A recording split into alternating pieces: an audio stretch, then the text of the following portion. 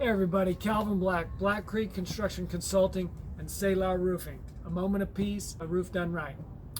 What we're going to be covering today is setting the stage. It should get your true objection out and at the same time manage expectations. So, setting the stage is between entry and warm up and inspection. It's that transition between the two. So, everybody set the stage is going to be a little bit different. Make it your own, but it needs to include these core fundamentals. And this is essentially what it is: company, product, price, and ask for the business and give a lifeline. All right, so this is roughly a general example of one. So, Mr. and Mrs. Jones, we've been here a little while. I know you're busy and probably got other things to do today. So let me go ahead and get going. I'm going to peek my head up in the attic, take a look at the decking, and check for termite and rodent infestation. And then I'm going to go up top and take a look around.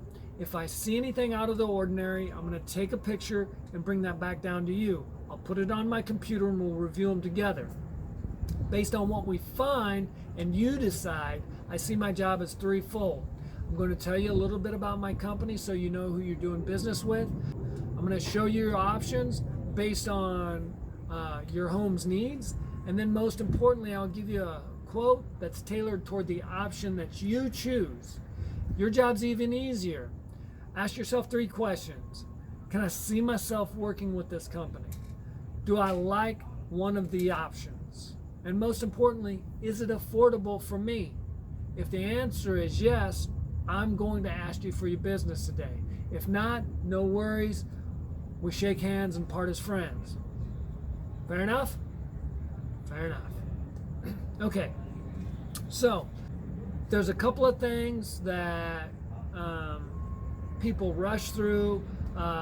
They won't tell them what the customer's job is and set that up, or they'll just kind of mumble through it and don't really get the actual asking for the business.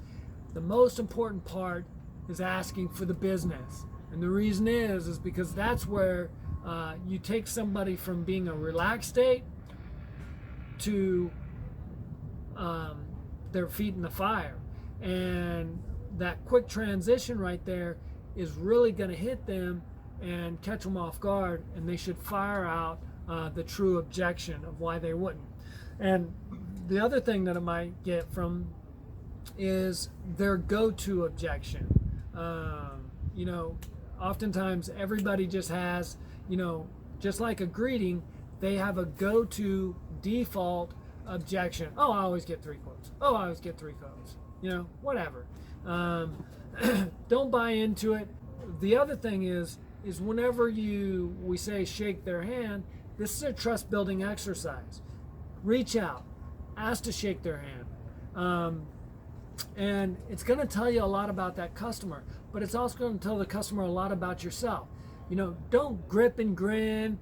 Just do a very cordial, firm handshake that is appropriate to the situation, but that shines through with trust, and I'm going to help you and take care of you. Give them a look in the eye, not as a weirdo, but look them in the eye. Say, look, man, you can trust me. I'm here to help you. Essentially, that's what you're trying to convey. You're going to get that main objection.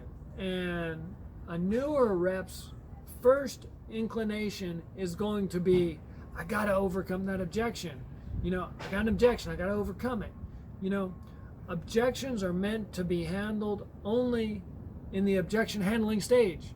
So don't worry about it. Empathize with them. And it's going to go something like this. No worries, I completely understand. Somebody as smart as you, I would expect nothing less. This is the only thing I ask. Just keep an open mind for me.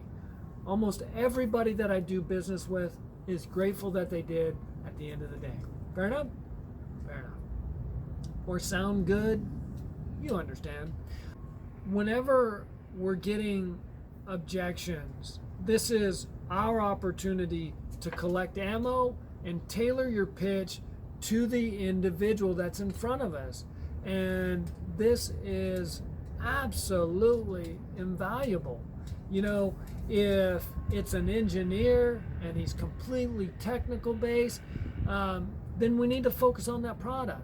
If it's somebody that lacks trust, is really guarded, has to get 8 estimates, you know that you really got to hit that company story hard. If it's somebody that is a price shopper, you know that we got to really do our price conditioning effectively. We need a lot of those third-party stories.